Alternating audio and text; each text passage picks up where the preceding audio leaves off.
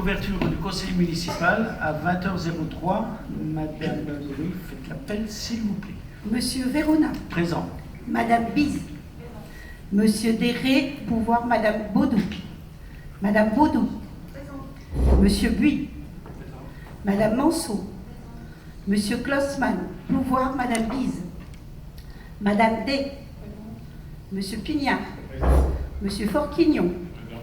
Madame Mette. Monsieur Combe. Présent. Madame Dacier. Madame Loiret. Présent. Monsieur Antoine. Présent. Madame Cabrina. Présent. Monsieur Garcia. Présent.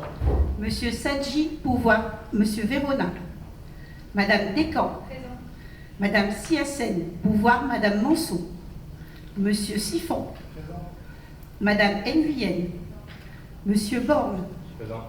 Madame Hensen, pouvoir Monsieur Borne. Monsieur Crucy. Présent. Madame Bertin. Milo, excusez-moi. Monsieur Dubreuil. Présent. Monsieur Vernet, pouvoir Monsieur Dubreuil. Madame Philippin, Kaiser. Présent.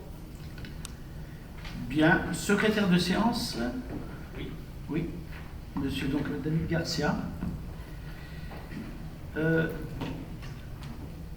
Mes chers collègues, avant d'ouvrir cette séance, je vous propose d'avoir une pensée pour deux de nos agents communaux disparus à un mois d'intervalle. Ils ont servi notre commune avec dévouement et engagement. Il s'agissait de Grégory Brûlé et de Serge Jusinski. Et je vous invite donc à leur rendre hommage à travers une minute de silence. Si vous voulez bien le lever. Merci.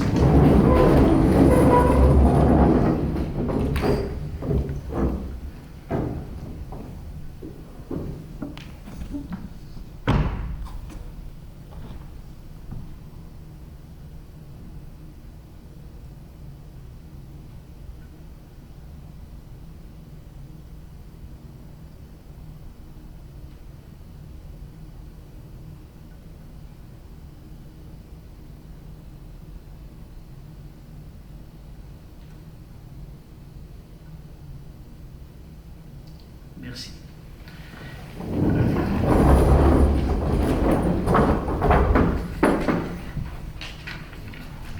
Donc, premier point, alors, adoption du règlement budgétaire et financier. Donc, lors du passage à la M57, les collectivités ont voté un règlement budgétaire et financier. La commune de Saint-Thibault-des-Vignes s'est engagée à adopter ce référentiel budgétaire et comptable au 1er janvier 2024. En raison des élections municipales, ce règlement budgétaire et financier doit de nouveau être adopté. Cette démarche nécessite de modifier la conduite et la documentation de certaines procédures internes. C'est pourquoi la commune de Saint-Thibault-des-Vignes se dote d'un règlement budgétaire financier. La rédaction d'un règlement budgétaire et financier a pour premier objectif de rappeler au sein d'un document unique les règles budgétaires, comptables et financières qui s'imposent au quotidien dans la préparation de ces actes administratifs. Ce document a pour objet également de décrire les procédures de la collectivité, de les faire connaître avec exactitude et se donne pour objectif de les suivre le plus précisément possible, de créer un référentiel commun et une culture de gestion et que les directions et les services de la collectivité se sont appropriés, de rappeler les normes et respecter le principe de permanence des méthodes. Le règlement budgétaire et financier comporte 6 parties. Première partie, le budget, acte politique. Seconde partie, le cycle budgétaire. Troisième partie, l'exécution budgétaire. Quatrième partie, l'engagement comptable. Cinquième partie, les opérations financières particulières et de fin d'année. Et sixième partie, la gestion de la dette et de la trésorerie. Les mises à jour du règlement budgétaire et financier feront l'objet d'une délibération. Il convient donc au conseil municipal d'adopter le règlement budgétaire et financier tel qu'annexé à partir de l'exercice 2026. Avez-vous des questions? Merci. Non, très rapidement, simplement savoir l'origine de ce règlement, savoir si vous en êtes inspiré, si vous l'avez récupéré, parce qu'il y a quelques éléments qui nous interrogeaient. Donc simplement, comme je vois également qu'il y a des mises à jour qui vont être faites, j'imagine que c'était peut-être dans l'urgence, savoir comment... Effectivement, vous avez tout dit, c'est un peu dans l'urgence, on l'a récupéré, on va sans doute l'améliorer, en tout cas le modifier, on va voir certains points. Je vous remercie pour votre question. Passe au vote. Abstention. Contre. Adopté. Approbation du compte financier unique, le CFU. Le conseil municipal, après s'être présenté le détail des dépenses effectuées et celui des mandats délivrés, les bordereaux de titres de recettes, les bordereaux de mandats, le compte financier unique dressé par le receveur et l'ordonnateur accompagné des états de développement des comptes de tiers, ainsi que l'état de l'actif, du passif, l'état des restes à recouvrer et l'état des restes à payer. Après s'être assuré que le receveur a repris dans ses écritures le montant de chacun des soldes figurant au bilan de l'exercice 2025, celui de tous les titres de recettes émis et celui de tous les mandats de paiement ordonnancés, et qu'il a procédé à toutes les opérations d'ordre qui lui a été prescrit de passer dans ses écritures.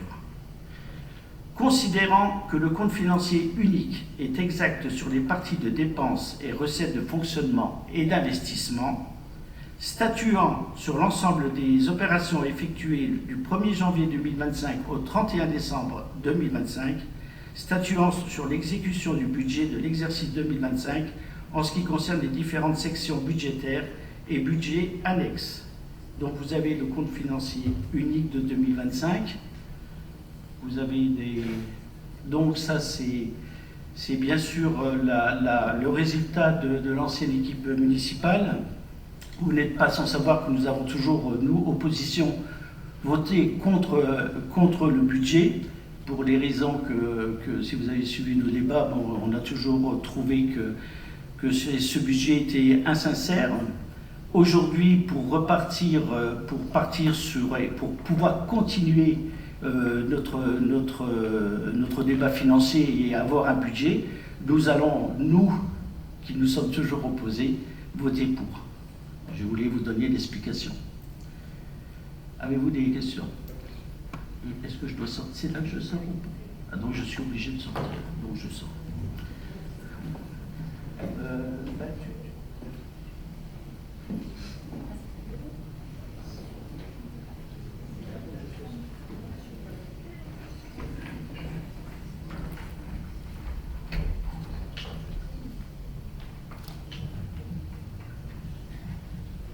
Alors nous allons procéder au vote.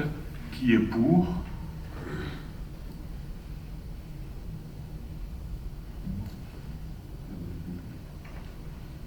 Qui est contre? Et abstention? Merci.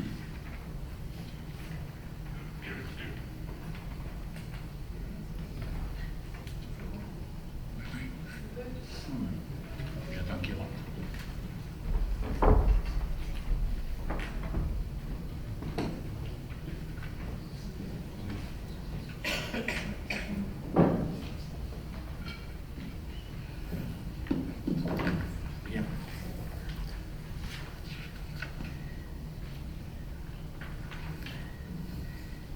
Bien, nous allons passer à l'affectation des résultats de l'exercice 2025 sur l'exercice 2026. Juliette Baudou, tu as la parole. Ainsi que nous l'avons vu en débat budgétaire, donc on a une section de fonctionnement avec un résultat affecté déficitaire de 128 739,31, une section d'investissement positive pour 443 045, et donc nous réaffectons effectivement ces résultats de la manière suivante. Y-a-t-il des questions? Non. On va passer au vote. Abstention. Contre. Donc adopté. subventions aux associations 2026. Il convient de fixer le montant des subventions accordées aux associations de la commune pour l'exercice 2026. Il est proposé au conseil municipal les montants inscrits au tableau ci-dessous.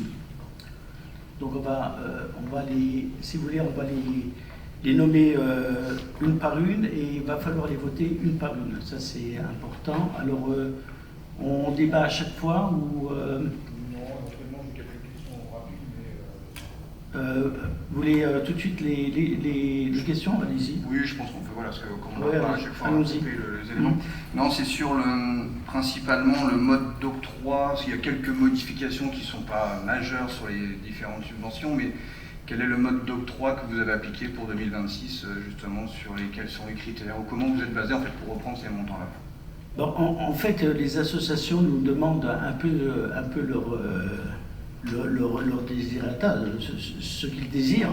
Et on regarde par rapport à ce qui a été versé en 2025 et on essaie d'ajuster au mieux parce qu'il y a certaines associations qui ne demandent rien, il y en a quelques-unes qui demandent un peu énormément et on essaye d'arbitrer au mieux possible avec le conseil municipal. Ok, donc pas de critères vraiment, voilà. Quand vous dites au mieux, c'est en fonction du nombre d'adhérents ou de quoi? Il y a mis en place des critères autres que oui, de toute façon, toutes les associations font vivre la commune, c'est très important. Et il n'y a pas de, bon, on a des associations un peu plus importantes. Je pense surtout au foot, au basket, bon, qui a eu une petite augmentation beaucoup plus importante que l'année dernière parce qu'ils louent une salle. Et, parce qu'ils se déplacent, ils louent une salle le montant est de 4 000 € à l'année. Donc on a compensé cette fois-ci parce que bon, c'est quand même pour l'instant, c'est quand même, on espère très rapidement pouvoir leur offrir des installations, en tout cas des installations, la possibilité d'utiliser le gymnase, en tout cas chez nous à Saint-Thibaud-des-Vignes, et plus loué ailleurs. C'est où d'ailleurs qui le loue? C'est collégien, je crois. Tu veux dire un mot, Frédéric, si tu peux? Oui, vas-y. Bonsoir, oui, concernant les subventions des associations, normalement, ce qui se fait, c'est une étude précise pour toutes les associations qui est réalisée par le service des sports. D'accord ? C'est-à-dire c'est une petite analyse qui est une aide à la décision pour les élus. Voilà. Rentre en jeu, alors il n'y a pas de critères précis qui sont chiffrés, c'est des critères généraux. Ça va du nombre de, monsieur le maire l'a précisé, ça peut être l'effectif, le nombre de théobaldiens, niveau de compétition, présence féminine, nombre d'enfants et participation aux animations de la commune. Voilà, donc c'est vraiment un jugement que l'on fait ensuite ensemble, en fonction évidemment du retour du service des sports sur l'analyse des différents dossiers. Voilà. Mais juste pour vous préciser, cette année, je n'ai pas eu le retour de ces analyses, effectivement, pour 2026. Voilà. J'avais juste deux petites questions de coup pour des associations où le différentiel est assez important. Par exemple, les Voyageurs du Cœur, j'ai constaté qu'il y avait une baisse de 700 €. Est-ce qu'il y a une raison précise? Est-ce qu'ils sont vraiment beaucoup moins d'adhérents que l'année d'avant ou... Tu vas on va vous apporter la réponse. Alors, je ne sais pas si je vais pouvoir vous apporter toute la réponse, mais en fait, le différentiel est lié aussi aux projets qui sont présentés par le passé. Parce que les Voyageurs du Cœur, en fait, c'est un ensemble de jeunes qui proposent des actions solidaires, et ils sont partis notamment en Afrique pour aider à la construction d'une cantine et d'une rénovation d'école, si je ne me trompe pas. Et dans ce cadre-là, en fait, ils avaient tout un voyage de prévu humanitaire. C'était pas un voyage touristique. En tout cas, c'est forcément culturel, mais c'est aussi à base humanitaire. Et donc, par rapport à cette aide-là, elle venait au niveau de leur demande de projet. Donc, c'est ça aussi qui fait des différentiels par rapport à des années passées. Et ensuite, là, ils ont la volonté de faire quelque chose, mais ils n'ont pas encore monté tout le projet. Et il faut savoir qu'on peut les accompagner aussi dans le cadre d'autres choses. L'Avocant du 1er mai, c'est eux qui l'organisent demain. Et donc il y a aussi un suivi sur l'année pour pouvoir répondre aussi aux demandes qui seront faites. En tout cas, c'est pas sur un nombre d'adhérents ni quoi que ce soit. Dans ce cadre de cette association précisément, c'est par rapport aux actions qu'ils mènent. Donc ils avaient moins de besoins. Okay. Et la deuxième grosse différence que j'ai vue, c'est sur le collège Léonard de Vinci. Alors pour le voyage, ça peut se comprendre, il n'y a pas de souci. Pour le fonctionnement, par contre, pourquoi une baisse de 500 €? Pour le collège, c'est la même chose, c'est-à-dire que c'est donné aussi en fonction de leurs projets et de leurs besoins, et on les accompagne encore pendant l'année s'il y a un besoin. Hein, c'est vraiment suite au projet. Même le fonctionnement, parce que le voyage, je sais qu'effectivement, c'est par rapport au projet de voyage, il y en a moins, donc oui. voilà.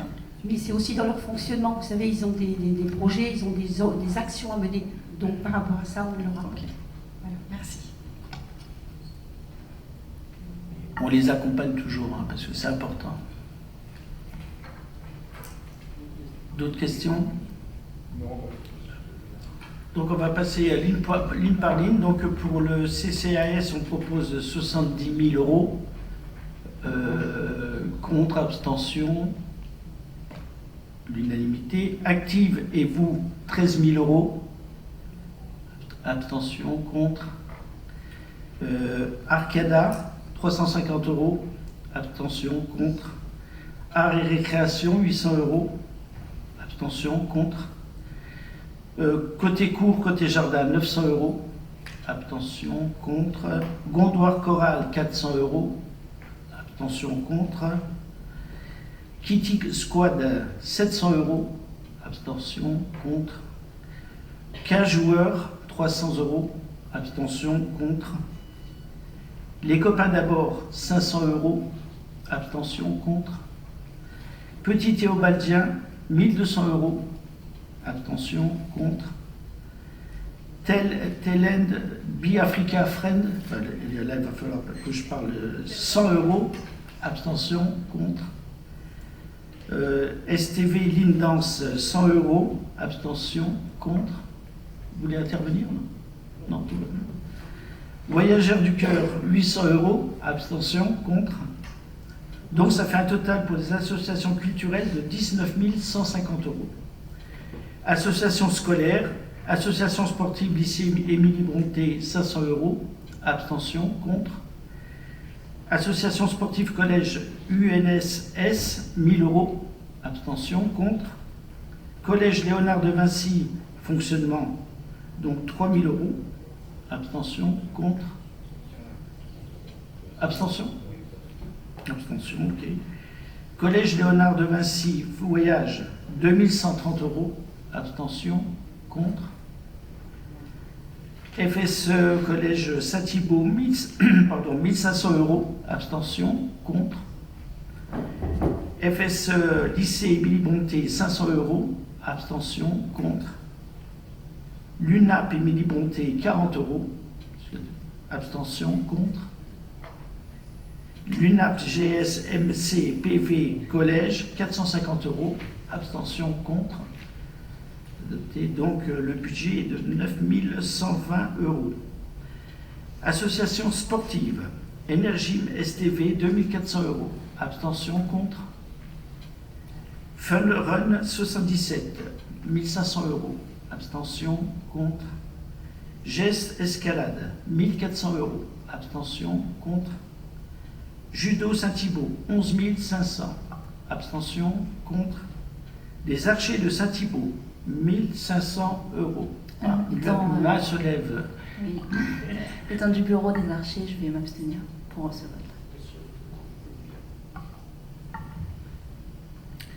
Office municipal des sports, 300 €. Abstention, contre.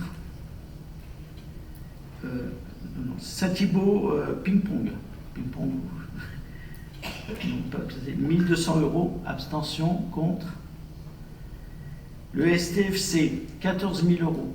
Abstention, contre. Badminton STV, 1000 €. Abstention. Abstention, oui, parce que... Multisport STV, 400 €. Abstention, contre. STV Volleyball, 500 €.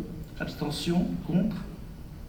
Théo Basket, 6 000 €. De nette augmentation, excuse-moi, dû donc à collégien. Voilà. Noisy. Non, Fred. Pour l'habitude, les micros. Non, le basket, à Collégien, ils essayent de faire un partenariat, voilà, pour le sport féminin, le basket féminin. Et ils louent depuis 2 ans à Noisy-le-Grand des créneaux sur une structure privée qui leur coûte 4 000 € chaque année. Voilà. Donc c'est une compensation parce que bon, on essaie de les aider au maximum pour l'instant. Donc nous sommes à un total de 139 970 €. Et en 2025, nous étions à 127 500. Donc une légère augmentation qui mérite d'être soulignée quand même. Voilà. Maintenant, le vote des taux d'imposition 2026. Ah, pardon, je vous en prie. Merci. Juste une demande pour l'année prochaine, parce qu'on comprend bien que l'équipe vient d'arriver, que vous n'avez pas forcément eu le temps de regarder toutes les pièces, comme vous l'expliquiez tout à l'heure. Pour l'année prochaine, pour les prochains votes, si on peut avoir un peu plus d'informations sur les demandes, les projets des différentes associations, ça nous permet de comprendre effectivement également ce que les associations ont envie de faire. Ça permet aussi de leur donner une visibilité, je trouve. Et le dernier élément, c'est les règles d'attribution. Si vous pouvez les clarifier, puisqu'aujourd'hui on a donné des principes généraux. Je pense que ça peut être intéressant que les règles soient connues et explicitées, puisque ça permet également d'avoir une plus grande équité qui peut-être est déjà là, mais ça permet en tout cas de faire l'exercice de la transparence et de montrer comment les choses sont faites. Voilà. Donc c'est un souhait pour l'année prochaine. Ben, c'est noté, mais on essaye d'arbitrer le mieux possible, mais vous avez toute raison de poser ce genre de questions, mais on est totalement transparent. Et quand il y a des écarts, c'est comme l'a dit Sandrine tout à l'heure, il y a souvent des associations qui ont peut-être moins de projets. Donc moins de projets, ça veut dire qu'on peut consacrer de l'argent à d'autres associations, mais on les accompagne vraiment à fond parce que c'est l'énergie de notre commune. Monsieur Borne est bien placé pour le savoir. C'est du bénévolat, c'est de l'activité et on les accompagne au mieux possible. Et si on pouvait donner plus, et on espère donner plus, on le donnera, bien évidemment. Et on vous associera à ce partage, à ce moment-là. C'est bon? Très bien. Vote des taux d'imposition 2026. Vu le Code général des collectivités territoriales, vu le Code général des impôts et notamment les articles suivants, 1379, pardon, par délibération, le conseil municipal avait fixé les taux des impôts à, alors, taxe d'habitation résidence secondaire, taux 2025 de 9,75, taxe foncière bâtie 49,95 et taxe foncière non bâtie 76,84. Pour rappel, la taxe d'habitation sur les résidences principales n'est plus perçue par les communes depuis 2021. Mais par l'État, en contrepartie, le taux de TPFB 2020 du département est transféré aux communes.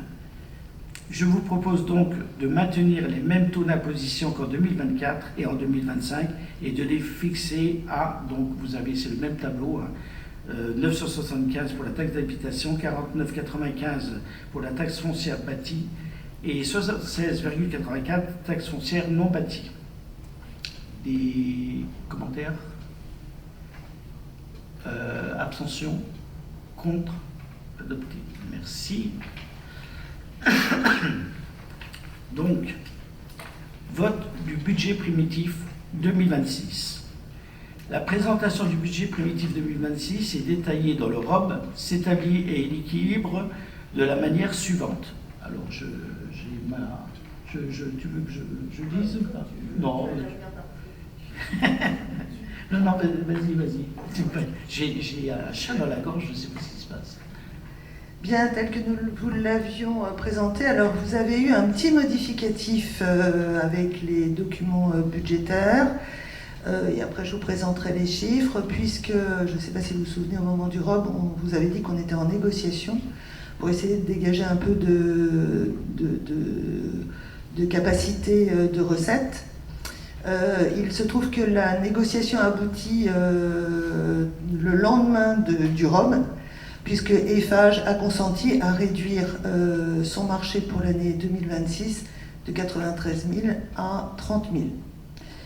Ce qui nous a permis, mais on va le voir au niveau de l'investissement, à dégager 10 000 euros par groupe scolaire, même si évidemment on peut tous considérer que ça reste insuffisant, mais en tout cas ça nous laisse un peu de marge.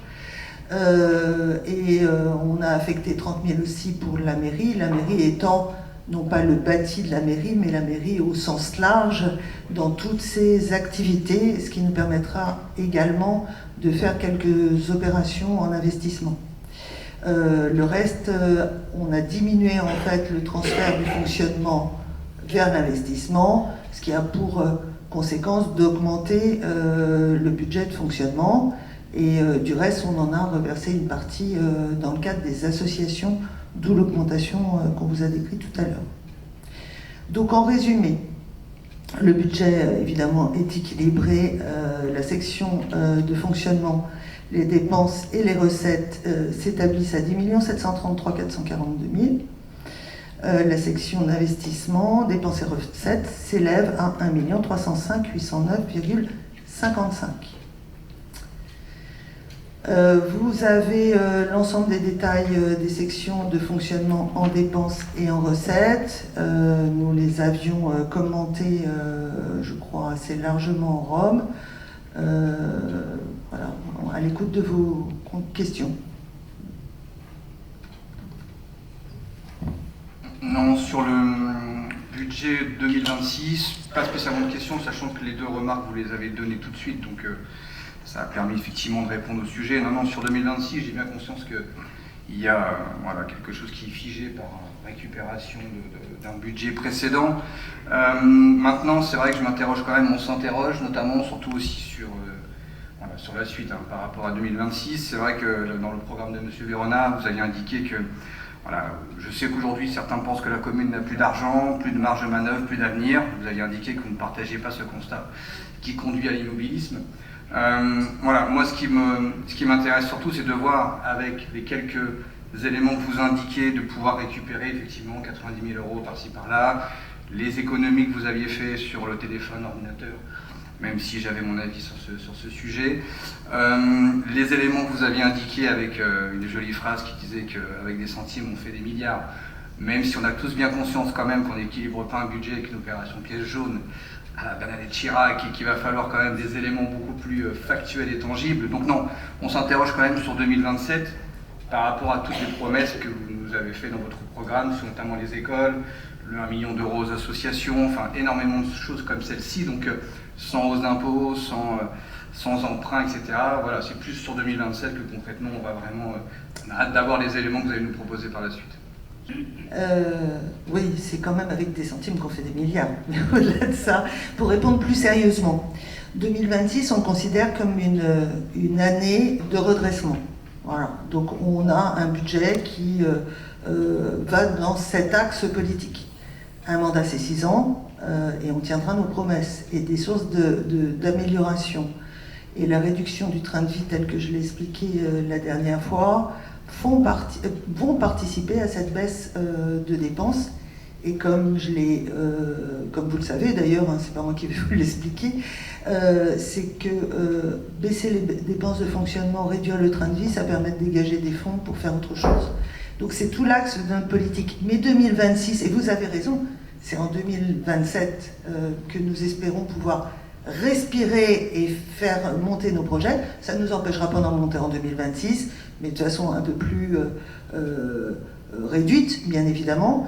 Mais ce que nous visons en 2026, très clairement, c'est un recalibrage du pouvoir d'achat. On peut parler de pouvoir d'achat même pour une ville, du pouvoir d'achat de la ville, pour nous permettre effectivement de redémarrer sainement en 2027, sous réserve de l'environnement qui sera le nôtre en 2027, bien évidemment. Donc je ne peux pas vous donner plus d'éléments à cette heure dans la mesure où nous sommes en plein travail et nous travaillons beaucoup en ce moment pour chercher des sources d'économie raisonnée, hein, pas n'importe quoi, pour atterrir au mieux fin d'année et enfin pouvoir développer notre programme à partir de 2027, même si nous commençons à avoir pas mal de projets sur 2026, mais on n'aura pas le temps de tout faire en 2026, compte tenu de la somme des projets que chacun porte avec lui. Je pense que la conclusion est très bonne. Juste oui, pour souligner qu'on nous on a toujours dit il n'y a pas d'argent, mais on garde l'espoir, parce que l'espoir c'est ce qui nous fait avancer. Moi c'est les projets. Dans ma vie, que ce soit ma vie personnelle, que ma vie professionnelle, c'est le projet qui compte. Le reste, il vient, si c'est bien mené, et nous allons le mener de façon cohérente, sans excès, en tenant compte aussi d'une situation mondiale qui reste aussi préoccupante. C'est pas moi qui fixe le litre de gazole à 2,45 ou demain on nous annonce des augmentations du gaz de plus de 800 € par foyer, etc. Donc tout ça nous avons aussi une politique énergétique qu'il va falloir maîtriser, mais ça sera au-delà de nos possibilités, et ça sera imposé. Mais c'est pas, ne prenez pas, je ne veux pas voir quelque chose en disant ça y est, Véronique, il a déjà trouvé des excuses pour pas réussir. Non, on va réussir parce que nous avons une politique qui sera je veux dire, rigoureuse, mais qui demain va nous permettre en tout cas de nous désengager un peu de la manière. Vous voyez, par exemple, il n'y a pas d'emprunt. Vous savez comme moi, M. Dubreuil, qu'un emprunt c'est une dette, et que cette dette, c'est un jour ou l'autre, c'est nos enfants, nos petits-enfants qui la paieront. Donc on va être très prudent là-dessus, on va se battre avec les moyens, avec ce qu'on a récupéré, mais maintenant on va de l'avant, on a une vision de la commune, on va se battre pour ça, et on espère, et je pense que vous êtes comme nous, vous espérez qu'on va réussir. Voilà. On sera vigilant, évidemment. Je le compte bien, j'y compte bien. Je vais continuer sur la section investissement. Excusez-moi. Donc comme je l'ai expliqué, en fait, vous voyez une redistribution de l'investissement, notamment sur les 3 groupes scolaires. Donc nous avons un budget 2026 pour les dépenses d'investissement qui s'élève à 1 305 809,55 avec des recettes bien évidemment équilibrées, ce qui fait un total budgétaire investissement et fonctionnement de 12 038 751,55 exactement. Voilà.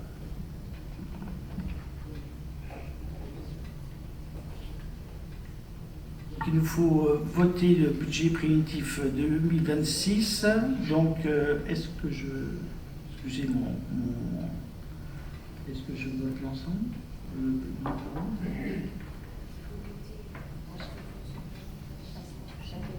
Chaque ligne?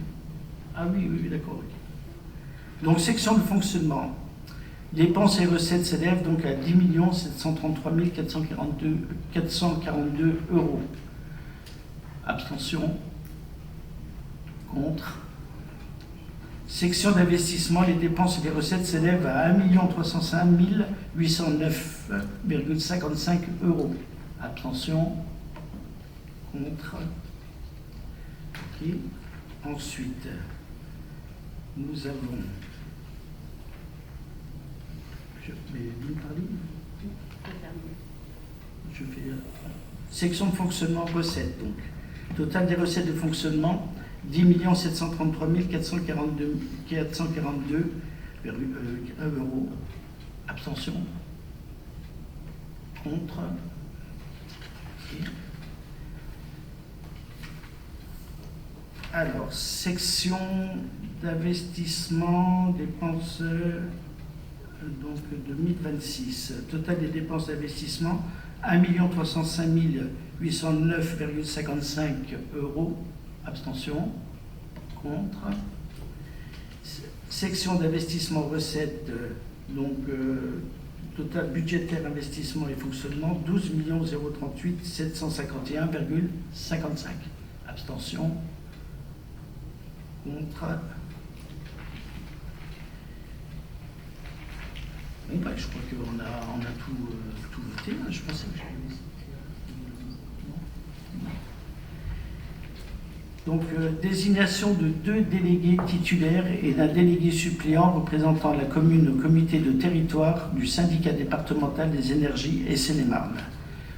Vu le Code général des collectivités territoriales, vu l'arrêté préfectoral 2022/DRCL/BLI numéro 5 du 3 février 2022 autorisant la modification des statuts du syndicat départemental des énergies de Seine-et-Marne, vu les statuts du SDESM et plus précisément de ses articles 12 et suivants, dont l'article 12.2.2 qui prévoit que les conseils municipaux des communes adhérentes élisent deux délégués titulaires et un délégué suppléant. Il convient de désigner 2 délégués titulaires et un délégué suppléant comme représentants de la commune de Saint-Thibaud-des-Vignes au sein du comité du territoire SDESM. Alors, premier délégué titulaire, nous proposons Philippe Déré, deuxième délégué titulaire Olivier Antoine et délégué suppléant Kevin Siffon. Des questions? Abstention? Contre? Abstention? Adopté. Donc, pas de questions diverses. Donc, écoutez, moi, il me reste à vous souhaiter à tous un très bon 1er mai, un bon week-end. Et prenez soin de vous et à bientôt. Donc, il est 20h41. Le conseil. Et il y a des signatures, des signatures. Merci. Merci au public.